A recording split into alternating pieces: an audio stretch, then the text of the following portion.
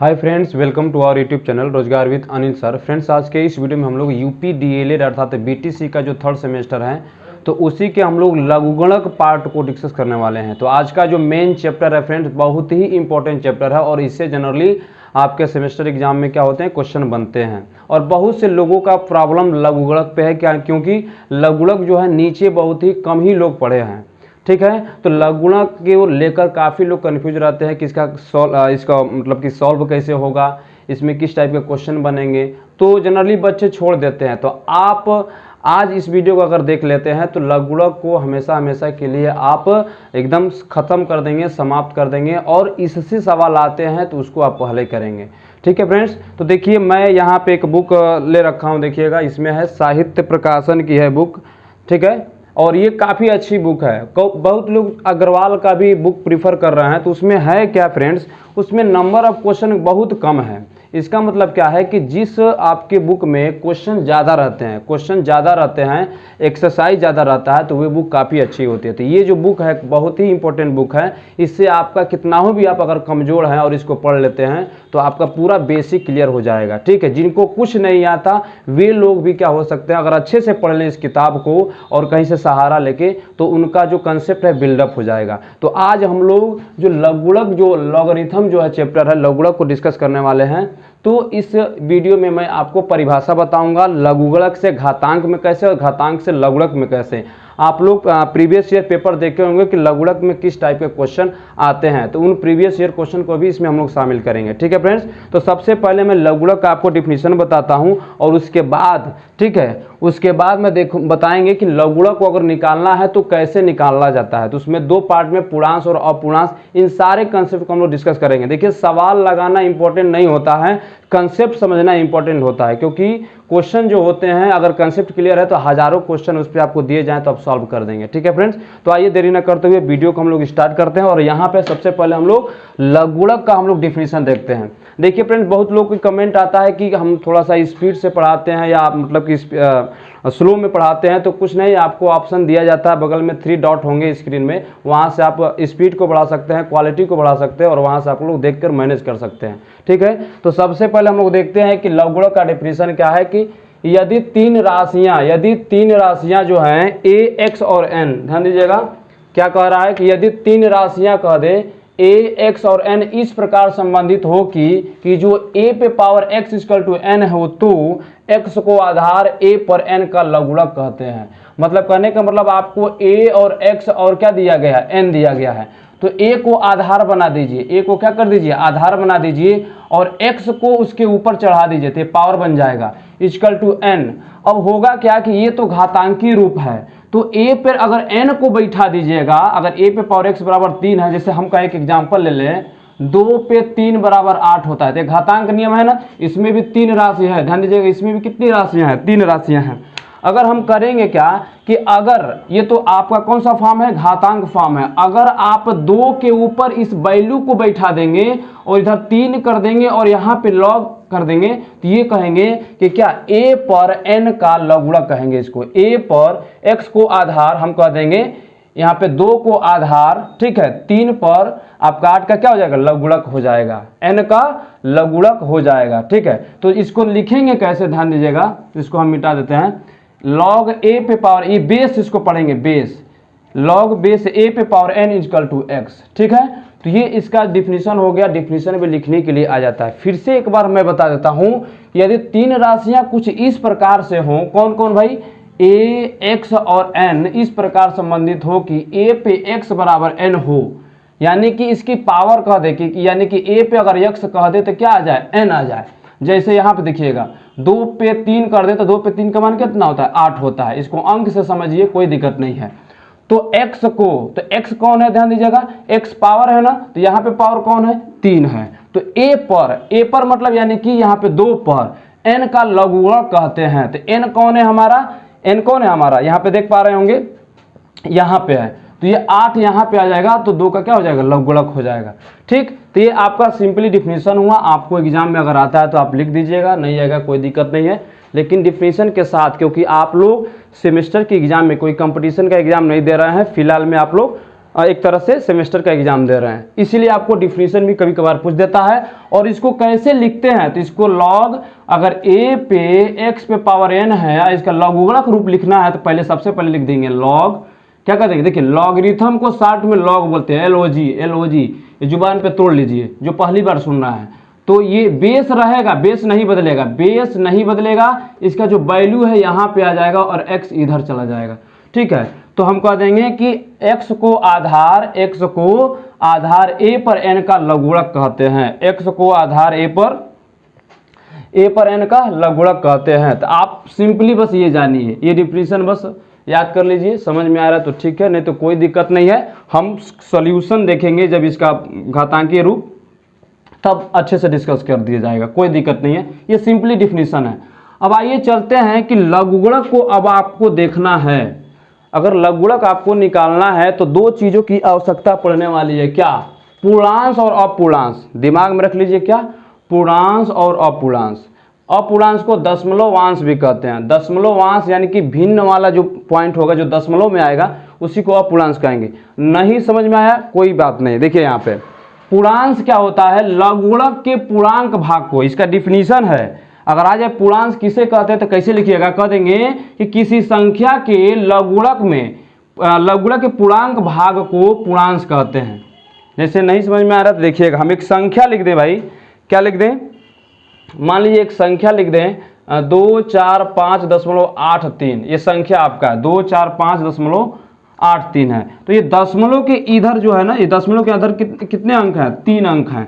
तो 3 अंक हैं तो 3 में से 1 कम कर देना है, तो कितना हो जाएगा, 2। कितना हो जाएगा, 2। तो ये आपका इस संख्या का क्या हो गया, पूर्णांश निकल गया। तो कुछ नहीं करना है कि देखिए कि लघुगणक के पूर्णांक भाग को, 2 क्या है, पूर्णांक है, इंटीजर से, यानी कि दशमलव नहीं होना चाहिए, दशमलव नहीं होना चाहिए, 0 होना चाहिए, 1 होना चाहिए, 2 होना चाहिए, 3 होना चाहिए, 4 होना चाहिए, ये सब होना चाहिए, मतलब दशमलव में नहीं होना चाहिए। तो बस याद कर लीजिए, अभी आपको नहीं समझ में आएगा, अच्छा आ रहा है अभी तो कोई दिक्कत नहीं है। यहाँ पे अभी डिफिनीशन मैं बता रहा हूँ, अभी इसका इतना हम लोग एक्सरसाइज कर लेंगे कि आप जो है एकदम परिपूर्ण हो जाएंगे। पहले आप ट्रस्ट कीजिए और थोड़ा सा बस इसको देखिए एक बार। पूर्णांश क्या कहते हैं कि किसी संख्या के, ठीक ना, किसी संख्या के क्या लघुगणक में जो पूर्णांक भाग होगा उसी को हम क्या कहते हैं, पूर्णांश कहते हैं। क्या कहते हैं, पूर्णांश, यानी लघुगणक के पूर्णांक भाग को हम पूर्णांश कहते हैं, और लघुगणक के भिन्नात्मक यानी कि भिन्न भाग को हम क्या कहते हैं, अपूर्णांश कहते हैं। अपूर्णांश के लिए सारणी से निकाला जाता है अपूर्णांश, ठीक है। तो अच्छी किताबों में देखिएगा तो पीछे सारणी दी गई रहती है, लेकिन क्या है, जो वैसे नॉर्मल जो किताबें हैं उसमें इसको निकालने का क्या होता है कि सारणी नहीं दी गई होती है। लेकिन आपके क्वेश्चन में जब आपका पेपर होगा तो उसमें इसका वैल्यू एज इट इज लिख देगा कि इसका जो है अपूर्णांश इतना है। तो आइए हम लोग पहले क्या सीखे अभी तक, पहले हम लोग देख लेते हैं कि लघुगणक का हमने डिफिनीशन देखा। डिफिनीशन के बाद हमने क्या देखा, लघुगणक को अगर देखना है तो 2 चीज चाहिए, पूर्णांश और अपूर्णांश, पूर्णांश और अपूर्णांश। तो पूर्णांश का डिफिनीशन क्या हुआ कि लघुगणक के पूर्णांक भाग को पूर्णांश कहते हैं, लघुगणक के पूर्णांक भाग को पूर्णांश कहते हैं, और लघुगणक के भिन्न भाग को आपका क्या कहते हैं, अपूर्णांश या दशमलवांश कहते हैं। आइए हम लोग देखते हैं कि पूर्णांश कैसे निकाला जाता है किसी संख्या का, और अपूर्णांश कैसे निकाला जाता है। चूंकि अपूर्णांश निकालने के लिए हमको सारणी की आवश्यकता पड़ेगी, तो थोड़ा सा इसको हम लोग थोड़ा बाद में देखेंगे, ठीक है। तो इसको मैं जनरली मिटा दे रहा हूं, और हम लोग अभी बात करेंगे पूर्णांश के बारे में, और उसके बाद से हम लोग बात करेंगे कि लघुगणक से घातीय रूप और घातीय से लघुगणक रूप आपको कैसे कन्वर्ट करना है। आपको बहुविकल्पी में 1 मार्क्स का आ जाएगा। तो फ्रेंड्स अब हम लोग देखेंगे कि देखिए किसी संख्या में, इधर साइड में मैं संख्या लिख दिया हूं, और उसका पूर्णांश ज्ञात करना हो। बहुविकल्पी में डायरेक्ट क्वेश्चन बनता है फ्रेंड्स, बहुत ही इंपॉर्टेंट ये पॉइंट है। अगर इसको समझ गए तो आपको बिना पेन चलाए आप ऑप्शन में ट्रिक कर सकते हैं, जो आपके बहुविकल्पी में आएगा। और देखिए कैसे इसको निकालना है। तो सबसे पहले देखिएगा, अगर आपके पास कोई संख्या देकर क्या कर दे, 2 टाइप से इसमें क्वेश्चन पूछेगा। कैसे कि इस संख्या आपको दे देगा, कह देगा इसका पूर्णांश बताइए, क्या बताइए, पूर्णांश बताइए, और फिर कह देगा कि पूर्णांश दे देगा, कह देगा अंकों की संख्या बताइए। तो ये 2 चीज क्वेश्चन बनता है। तो सबसे पहले आप समझिए, कोई दिक्कत नहीं है। यहाँ पे देखिए क्या करना है कि देखिए फ्रेंड्स, ये संख्या है ना, और इसका हमको पूर्णांश बताना है। क्या बताना है, पूर्णांश बताना है। तो कुछ नहीं करना, आप काउंट कीजिए कितने संख्या इधर, दशमलव के अंदर इधर कितने संख्या है, 1 2 3 4, तो 4 में से 1 कम कर दीजिए, यानी कि n का मान इधर दशमलव में जितनी संख्या वही है, तो 4 में से अगर 1 कम करते हैं यहाँ पे सूत्र में यहाँ पे n-1, तो 4 में से 1 कम करेंगे तो कितना हो जाएगा 3। तो इस संख्या का पूर्णांक कितना निकल के आ गया 3। नहीं समझ में आया? यहाँ पे देखिए इस दशमलव के पहले कितनी संख्या है 1 2 3, कितनी संख्या है 1 2 3, थोड़ा सा मार्कर बदल लेते हैं, समझ में आएगा। देखिए 1 2 3, तो 3 में से 1 कम कर दीजिए, ये पूर्णांक निकल के आएगा, यानी कि 3 में से 1 कम हो जाएगा 2। अब ये लिखने की आपको जरूरत नहीं, आप बताइए यहाँ पे क्या है, एक संख्या है ना, तो यानी कि ये n का मान 1 हो गया, क्योंकि दशमलव के बाद एक ही अंक है, उसमें से 1 घटा दीजिए, तो इसका पूर्णांक क्या हो गया 0। हम कहते हैं 4 9 6 5 7.386, तो ये दशमलव है ना, दशमलव के बाद कितने अंक हैं 1 2 3 4 5, तो 5 में से कम कर दीजिए, कितना हो जाएगा 4, तो ये आपका पूर्णांक होगा। तो बताइए जितने भी पॉजिटिव थे, जितने भी क्या थे पॉजिटिव थे, यहाँ पे पूर्णांक आ रहे थे, तो उनका पूर्णांक हमने जब निकाला तो क्या हो गया 1 कम कर दे रहे थे। लेकिन थोड़ा सा आपको फंसाने के लिए एग्जाम में देखिएगा क्या करेगा, यहाँ पे देखिएगा, यहाँ पे क्या कर दिया, यहाँ पे 0 है, यानी कि एक भी संख्या नहीं है, तो कुछ नहीं, n का मान 0 -1, तो कितना आ गया -1, और -1 न लिख करके फ्रेंड्स इसको 1 पे बार लगा देंगे, तो इसका मतलब क्या हो गया, इसका पूर्णांक 1 पे बार हो गया।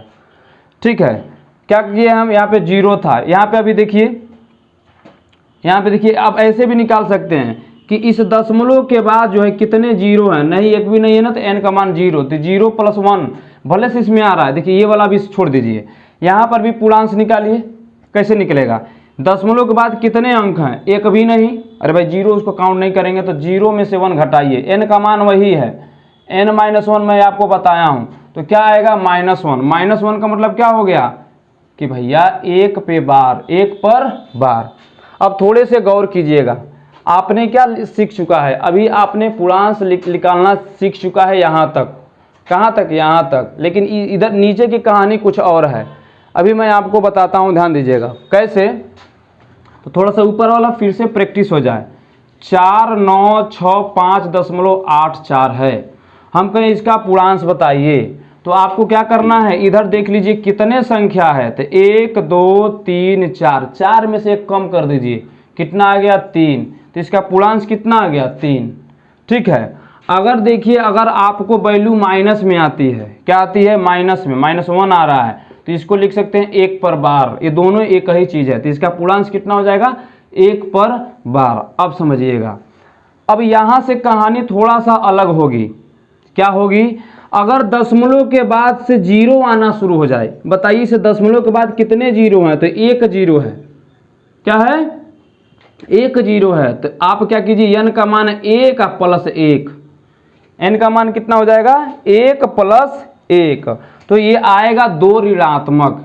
ध्यान दीजिएगा, आपको देखने में क्या लग रहा है कि पॉजिटिव दे रहा है, यहाँ पे आगे माइनस लगा लीजिए अगर दिक्कत ज़्यादा है तो जब ये कंडीशन कब अप्लाई होगा, पहले ध्यान से समझिएगा, इसीलिए लोगों के चैप्टर थोड़ा सा कठिन लगता है।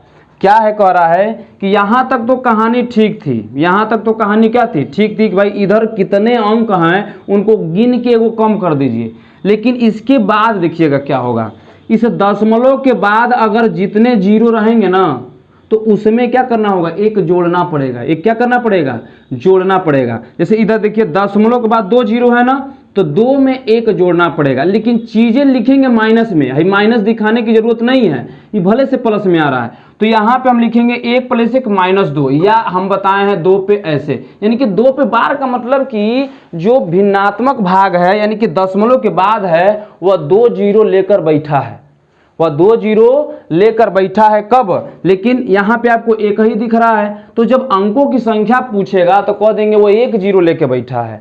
अगर यहाँ पे -3 आ गया, यानी कि इसको हम लिखेंगे 3 पर क्या हो गया बार, इसका मतलब जब अंकों की संख्या निकालेंगे तो कहेंगे कि वो जो दशमलव के बाद जो था ना, तो अगर 3 है तो 1 को कम कर दीजिएगा, 2 0 लेके बैठा है। नहीं समझ में आ रहा है, फिर से ट्राई करते हैं, यहाँ पे देखिएगा, तो नीचे वाला हम लोग को क्लियर हो गया। अगर और भी एग्जाम्पल हम आपको दें कि 0 दशमलव यहाँ पे कर दें 0 0 0 5 6 9, तो आपको करना क्या है कि बस देखिए इस दशमलव के बाद कितने जीरो हैं, 3, तो 3 लिख दीजिएगा साहब, और उसके बाद 1 इसमें जोड़ दीजिएगा, तो कितना हो जाएगा 4, लेकिन लिखना है माइनस में, तो -4 क्या हो जाएगा -4, और -4 को लिख सकते हैं 4 पे बार, 4 पर बार इसको पढ़ते हैं, इसके सर के ऊपर बिठा देंगे तो इसको बार पढ़ते हैं। तो क्या आपने सीखा अभी तक, बताइए कि आपने किसी संख्या का पूर्णांश निकालना सीखा, पूर्णांश निकालना सीखा। तो इसको एक बार स्क्रीनशॉट ले सकते हैं, हम और थोड़ा सा एग्जांपल आपको बताएंगे, क्योंकि आपको कंफ्यूज बिल्कुल नहीं होना है, और आप ध्यान से बस देखिए यहाँ पे। तो हम क्या कह रहे हैं सर, देखिए हम ये कह रहे हैं कि यहाँ पे जो है कि कोई संख्या आपको रेंडम दे दे, 4965 दशमलव या 0.246, हम कह दे इसका पूर्णांश बताइए। ऑप्शन में आ गया 3, ये ऑप्शन में आ गया 3, बी आ गया 4, यहाँ पे आ गया 3 पे बार, यहाँ पे आ गया 4 पर बार, तो ये बी है, सी और ये डी। तो क्या ऑप्शन होगा, देखिए आप गिनिए पहले, देखिए दशमलव के बाद अंक है ना, तो 1 2 3 4, 4 में से एक कम कर दीजिए, 4 में से कम करेंगे तो कितना होगा 3, वो भी प्लस में, तो 3 हमारा ए वाला सही हो जाएगा।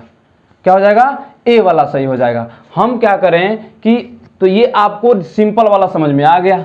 अब देखिएगा एक इस टाइप का बनेगा 0.256, ठीक ना, इसका हमको पूर्णांश बताना है। क्या बताना है कि भैया हमको क्या बताइए, पूर्णांश बताइए। तो कैसे निकालिएगा, दशमलव के पहले कितने अंक हैं, तो कहिएगा एक भी नहीं, तो एक भी नहीं मतलब 0, और 0 में से 1 निकालिएगा तो -1 आएगा, और -1 का मतलब होता है क्या कि 1 पर बार, ये इसका पूर्णांश हो गया। बोलिए समझ में आया कि नहीं आया। फिर अब कहे हैं कि जब दशमलव के बाद 0 आना स्टार्ट हो जाए, 25 का हम कहते हैं पूर्णांश बताइए, तो आपको करना क्या है कि देख लीजिएगा कि दशमलव के बाद कितने जीरो हैं, उसमें एक जोड़ दीजिएगा, तो एक जीरो है और एक तो जोड़ना है, तो कितना आ गया 2, लेकिन चीजें हमेशा माइनस में लिखेंगे। अब इसका पूर्णांश कितना आ गया, इसका पूर्णांश आ गया 2 पर बार, चाहिए लिखिए दोनों बात सही है। फिर से आइए ट्राई करते हैं, 0.000526 पे हमको पूर्णांश बताना है, तो हम कहते हैं साहब पूर्णांश बताइए इसमें। तो पूर्णांश आपको निकालना है तो क्या करना पड़ेगा, ध्यान दीजिएगा। इसके बाद देख लीजिए अगर 0 0 है, इधर अंक है नहीं, तो 1 2 3 1 2 3 3 0 है, तो 3 में 1 जोड़ दीजिए, लेकिन लिखना है साहब माइनस में, तो कितना हो जाएगा -4, या हम कह सकते हैं 4 पे बार। बोलिए आप निकाल लेंगे, बिल्कुल। तो ये आपका अभी तक आपने पूर्णांश निकालना सीखा। पूर्णांश का डिफिनीशन क्या होता है कि जो संख्या का जो क्या होता है, पूर्णांक भाग होता है, पूर्णांक, ठीक है, तो उसको हम लोग क्या बोलते हैं, पूर्णांश कहते हैं। क्या कहते हैं, पूर्णांश कहते हैं। फिर से हम रिकॉल करेंगे अंत में, आप लोग एकदम निश्चिंत होकर जो समझ में आ रहा है पहले आराम से देखिए। ये चीज़ें लोग सबसे लास्ट में बताते हैं, लेकिन मैं शुरू में बता रहा हूँ, ठीक है। अब आइए हम लोग मेन बात करेंगे, और देखिए अपूर्णांश के बारे में बाद में बात करेंगे। क्यों, क्योंकि वह चार्ट से देखना पड़ता है, सारणी उसके लिए होती है, उससे देखना पड़ता है, ठीक है। तो ये आप निकालना सीख गए। अब मैं आपको बताऊंगा घातीय रूप और लघुगणक रूप। क्या, घातीय रूप और लघुगणक रूप, ठीक ना। तो आइए हम लोग डायरेक्ट यहाँ पे स्टार्ट करते हैं। तो एक तरफ हम लोग लिखेंगे क्या, घातीय रूप, घातीय रूप। तो एक तो बहुविकल्पी से पूर्णांश के बारे में बन जाता है, और एक आपका इससे बन जाता है लघुगणक रूप। देखिएगा सर, हम पढ़े हैं कि अगर कोई संख्या है, चलिए हम एकदम बेसिक से बता रहे हैं, कोई दिक्कत नहीं है। अगर ये संख्या 8 है तो 8 का घातीय रूप क्या होगा, 8 का कहिएगा सर 2 गुणे 2 गुणे 2, यानी 2 पे पावर 3, 2 पे पावर 3। तो हम यहाँ पे लिख सकते हैं 8 को 2 पे पावर 3। अब हम कहेंगे लघुगणक रूप बताइए, तो कुछ नहीं करना है, यानी 8 को हम लोग लिख सकते हैं लघुगणक रूप में। ध्यान दीजिएगा, ये 2 पे पावर 3 का मतलब क्या है, 8 है, 2 पे पावर 3 का मतलब क्या है, 8 है। तो आप कहिएगा सबसे पहले अगर लघुगणक रूप कहेगा तो आप लॉग लिख लीजिए, क्योंकि लघुगणक का सिंबल लॉग होता है, LOG, ठीक। अब क्या कीजिएगा, बेस को आपको नहीं चेंज करना है, बेस को आपको नहीं चेंज करना है, बेस को आपको क्या लिखिएगा, बस 2 लिख दीजिए। अब ये जो इसका वैल्यू है ना, इसको उठा के घात की जगह पे लिखिए और घात को आगे कर दीजिए, तो 8 आगे आएगा और 3 यहाँ पे आ जाएगा। ये इसका लघुगणक रूप हो गया। क्या हो गया, नहीं समझ में आया, कोई दिक्कत नहीं। बताइए 2 पे पावर 4 का मान 16 होता है कि नहीं? 2 को 4 बार गुणा कीजिए। घातीय घातांक वाला चैप्टर लिंक डिस्क्रिप्शन में जाके पहले देख लीजिए, आप वहां से एकदम मजबूत हो जाएंगे। अगर घातांक का चैप्टर नहीं पढ़े हैं तो हमने उसको ऑलरेडी पढ़ाकर वीडियो अपलोड कर दिया है। तो 2 पे 4 का मान 16 होता है। नहीं आएगा साहब तो 2 गुणे 2 गुणे 2 गुणे 2 लिखेंगे कि नहीं लिखेंगे? बिल्कुल लिखेंगे। तो 2 कितनी बार है? 2 पे पावर 4, तो वही तो बोल रहा है 2 पे पावर 4 का मतलब 16, तो वही तो हम लिखे हैं। अब देखिए आ गया एग्जाम में कि इसका क्या लिखिए, लघुगणक रूप लिखिए। तो कैसे लिखिएगा? कहिएगा कि 2 पे यहाँ पे सबसे पहले लॉग लिख लेना है और उसके बाद यहाँ पे बेस नहीं बदलना है 2, और उसके बाद 16 को आगे लाना है और क्या करना है, 4 को पीछे कर देना है, कोई दिक्कत नहीं है। अगर आ गया, मान लीजिए यहाँ पे ध्यान दीजिएगा कि 10 पे -1 बराबर होता है क्या, 0.1। अब कहिएगा सर क्या घातांक का नियम पढ़े होंगे, a पे पावर -m बराबर होता है 1/m। तो हम लिख सकते हैं 10 पे -1 बराबर क्या लिख सकते हैं, 1/10, और 10 से 1 में भाग करेंगे तो 0.1, वही मैं डायरेक्ट लिख दिया हूँ। ठीक, अब समझिएगा तो क्या हो जाएगा बताइए। अगर 10 पे -1 है बराबर 0.1 है और इसको लघुगणक रूप लिखना है तो बस कुछ नहीं, लॉग लिखिए। ये बेस जो है ना, यही नीचे वाला बेस है, यहाँ पर रख दीजिए और ये 0.1 ऊपर लिख दीजिए, बराबर कौन लिख दीजिए, -1। हम कहें 10 पे पावर 3 का मतलब 1000, कुछ नहीं करना है, ये लॉग लिखिए और ये 10 जो है ना ये रहने दीजिए, बेस को नहीं छेड़ना है। और ये जो 1000 दिया है ना तो यहाँ पर रख दीजिए और बराबर कौन, घात वाला इधर। तो आपसे क्या कहेगा कि घातीय रूप से लघुगणक रूप बताइए, या लघुगणक रूप दे देगा, कह देगा घातीय रूप बताइए। बिल्कुल आसान है। अगर लघुगणक रूप से कह दे तो देखिएगा, हम एक आध दो क्वेश्चन और हम ले रहे हैं। तो यहाँ पे देखिएगा,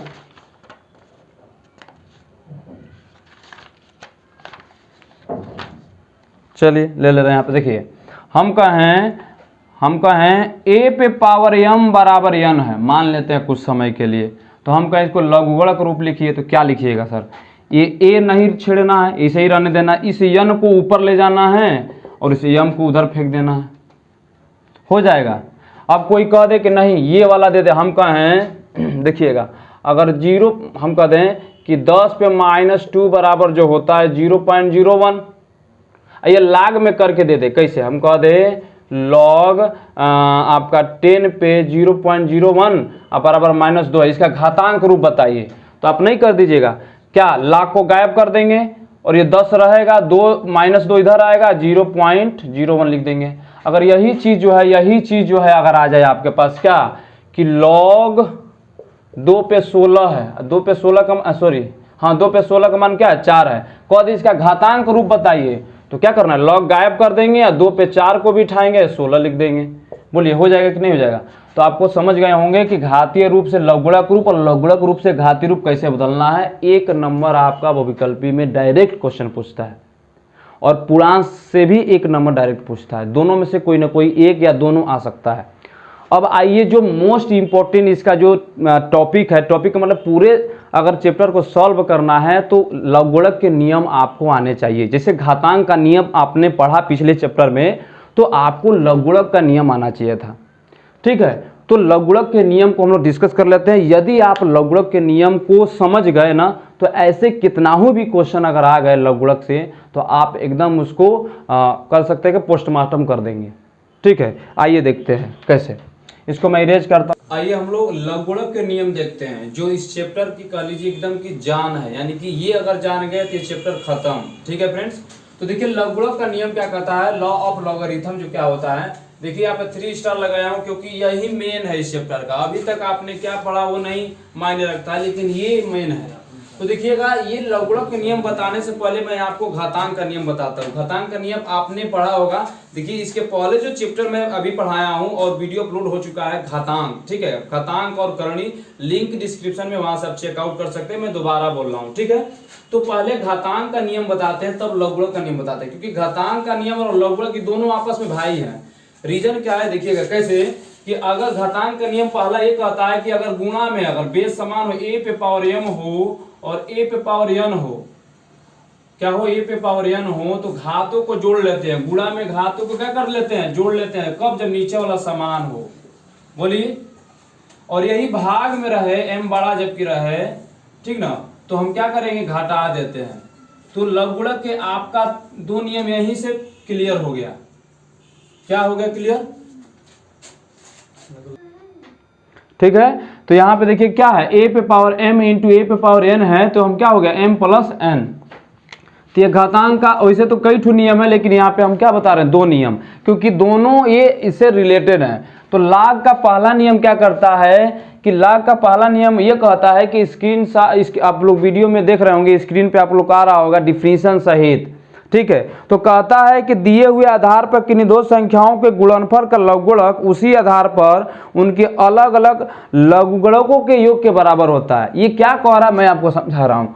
अगर आपको दे दे लॉग, क्या दे दे, लॉग, अब बेस ये यहाँ पे रहेगा a, m और गुणा n कह दे, यानी कि ये कह रहा है कि अगर लॉग दे दे और m गुणे n दे दे, क्या दे दे, m गुणे n दे दे। ये कोष्टक लिख भी सकते हैं, नहीं भी लिख सकते हैं, कोई दिक्कत नहीं है। बेस यहाँ पे a रहेगा, कहीं कहीं बेस देगा, कहीं कहीं नहीं देगा। अगर नहीं देगा तो समझ लीजिएगा कि ऑलरेडी वहाँ पे 10 बेस है। तो अगर गुणा में कह दे तो गुणा में क्या हो रहा है, घात जुट रहा है ना, लेकिन ये प्लस हो, यानी कि प्लस हो रहा है कि नहीं हो रहा है। लेकिन ऐसे नहीं करना है हमको यहाँ पर भी लॉग दे देना है और बेस दे देना है, और यहाँ पर भी लॉग दे देना है और बेस दे देना है, और m को भी यहाँ पे लिख देना है प्लस, और n को भी लिख देना है।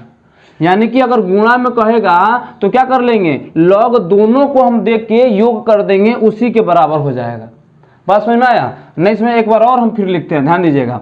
क्या कह रहा है कि अगर log base a m into N, m into N मतलब गुणा, इंटू मतलब गुणा होता है, लिखें चाहे मत लिखें, तो कुछ नहीं करना है। ये जो पहला वाला भी मांगेगा लॉग और दूसरा वाला भी लॉग मांगेगा, और प्लस के साथ ये लोग बैठेंगे। कैसे लिखेंगे, log base a m plus log base a n। जैसे देखिए एग्जाम्पल हम समझाते हैं, कोई दिक्कत नहीं है। हम कहें कि लॉग 2 गुणे 3 का मान बताइए। यहाँ पे बेस रह सकता है, नहीं भी रह सकता है। तो क्या करना है, कुछ नहीं करना है, यहाँ पे लिख दीजिएगा log 2 अब प्लस log 3, क्योंकि ये है m और ये है n। बोलिए हो जाएगा कि नहीं हो जाएगा। हम कहें log 10 का मान बताइए, वैसे तो log 10 का मान कुछ और होता है, फिक्स होता है, तो यहाँ पे log 10 का मान 1 होता है। लेकिन हम एक रिफॉर्म चाहते हैं। क्या चाहते हैं कि भाई हम log 2 इंटू 5 लिख सकते हैं। बोलिए लिख सकते हैं कि नहीं, बिल्कुल। अब कह देंगे गुणा में हो गया तो log 2 प्लस log 5, बोलिए कर लेंगे कि नहीं। एक और एग्जाम्पल, लॉग अगर हम कहते 12, क्या कहते हैं 12 का मान बताइए, तो आपको तोड़ने आना चाहिए। लिखेंगे log 3 गुणे 4, 3 गुणे 4। अब कह देंगे सर log, ये क्या लिख देंगे 3 प्लस log 2 पे पावर 2 या 4 अभी लिख दे रहे हैं, क्योंकि एक नियम और यहाँ पे लगेगा। तो बोलिए ये तोड़ लेंगे कि नहीं। तो लॉग का प्रथम नियम क्या हो गया कि किसी संख्या का जो गुणनफल का जो लघुगुणक होता है उनके अलग अलग लघुगुणक के योग के बराबर होता है। ये पहला नियम है लॉग का, याद रखिएगा। आई होप आप लोग ये समझ गए होंगे। अब मैं दूसरा नियम लिखता हूं, ध्यान दीजिएगा। भाग वाला जैसे घातांक में क्या होता था, घटता था, तो ठीक उसी तरह यहाँ पे लिख देंगे घातांक का, यहाँ पे लघुगुणक का जो दूसरा नियम है कि लॉग अगर m बटा n हो, यहाँ बेस a रहेगा, और नहीं तो कह देगा लॉग, ये बेस a है, m भागा n हो, तो क्या कीजिएगा। देखिए ऐसे भी लिख सकता है, ऐसे भी लिख सकता है। बात तो ये बट्टा में लिखिए चाहे ऐसे लिखिए। जैसे हम कहें 3 भागा 2 चाहे 3 बटा 2, बात तो वही है। अनुपात में भी लिख देंगे तब भी वही है। अगर हम क्या कर देंगे 3 को 2 से भाग कर देंगे तब भी वही है। तो यहाँ पे हम ये वाला फॉर्म यूज करेंगे, चाहिए वाला। तो क्या होगा, ध्यान दीजिएगा। तो भाग में यही अंतर के बराबर होता है। किसी दो संख्याओं के भागफल का जो लघुगुणक होता है उसके अंतर के अलग अलग अंतर के बराबर होता है। यानी कि कहने का मतलब क्या है कि जो यम भाई साहब हैं ये भी अपना क्या करेंगे, बेस ए यम लिख लेंगे, यानी कि ये भी लॉग के साथ जुड़ेंगे, ठीक ना। और ध्यान दीजिएगा, और ये क्या हो जाएगा, लॉग बेस ए एन हो जाएगा। यानी अंतर के, यानी किसी संख्या के भागफल का जो लघुगुणक होता है उसके अलग अलग अंतर के बराबर होता है। कैसे? नहीं समझ में आया कोई दिक्कत नहीं, मैं आपको एग्जांपल दे रहा हूं। log 5/3 का मान बताइए। कुछ नहीं करना है, ये ऊपर वाला लिख देंगे। देखिए यहाँ पे कुछ नहीं, बेस है, यहाँ पे ए लिखा हो ना, तो ये बेस का मतलब होता है यहाँ पे 10 रहता है। आप दिखाइए चाहे मत दिखाइए, तो लिख दीजिएगा यहाँ पर भी log, और यहाँ पे लिख दीजिएगा 5, और माइनस क्या लिख दीजिएगा log नीचे वाला 3। हम कह देंगे log a/b का मान बताइए, तो कहिएगा सर log ये a यहाँ पे माइनस log b, खत्म कहानी। ठीक है, एक और एग्जांपल देते हैं, फिर अगले log के नियम पे हम लोग चलते हैं। क्या कि log यहाँ पे आ गए बेस 10, देखिए दे दिए, अभी तक बेस नहीं दे रहे थे। हम कह दें आपका 13/5 का मान बताइए। तो कुछ नहीं करना है कि आप लिख देंगे log बेस 10 तो रहेगा ही 13, ध्यान दीजिएगा, माइनस log बेस नहीं चेंज करना है 10 5 हो गया। बात समझ में आया? तो दो लघुगणक के दो नियम हमने डिस्कस कर लिया, और सब पे हमने दो एग्जाम्पल भी कर लिया। ठीक है फ्रेंड्स, देखिए यह मैथ सीखिए, मैथ सवाल मत लगाइए, सीखिए, ये मेरे कहने का तात्पर्य है। अब देखिए लघुगणक का तीसरा नियम, मोस्ट इंपोर्टेंट नियम इन दोनों के बाद से, क्या कहता है कि सर कि अगर log दे रखा है और यहाँ पे कोई बेस रहे या ना रहे कोई दिक्कत नहीं है, m दिया हो, इसके ऊपर भी n दिया हो, जैसे देखिएगा log यहाँ पे बेस कुछ भी दे या ना दे, चलिए 10 दे रहे हैं, यहाँ पे मान लीजिए 5 दिया है, इस पे 3 दिया है, इस तरह से ये 10 रह भी सकता है, नहीं भी रह सकता है। तो क्या होता है, अगर बताइए एक मोटरसाइकिल पे एक आदमी पहले से बैठा है, उसके ऊपर भी एक आदमी बैठ जाए तो गिरना ही है। तो ये क्या होता है भाई साहब, वजन ज़्यादा होगा तो ये आगे फेंकेंगे, यानी कि ये कहाँ आ जाएंगे, आगे आ जाएंगे, यानी कि 3 आगे आ जाएंगे, और गुणा में लिख देंगे log 5। बेस रहेगा तो लिखिए, नहीं रहेगा तो कोई दिक्कत नहीं है, यहाँ पे बेस दे रहा है। तो क्या इसको लिख सकते हैं, ये n है ना, आगे आ जाएगा यहाँ पे, और log यहाँ पे लिख देंगे क्या, n log जो भी रहेगा यहाँ पे। एग्जाम्पल समझिए, log, ये बेस से मत घबराइए, यहाँ पे देगा भी या नहीं देगा भी, इसको छेड़छाड़ नहीं करना, जहां भी रहेगा वहां रहेगा। log हम कह दें p पे पावर q, तो देखिए ये बेस नहीं है, ये ध्यान है, बेस नहीं है, बेस यहाँ पे छिपा हुआ है, तो q आगे आ जाएगा और गुणे लिख दीजिएगा log p।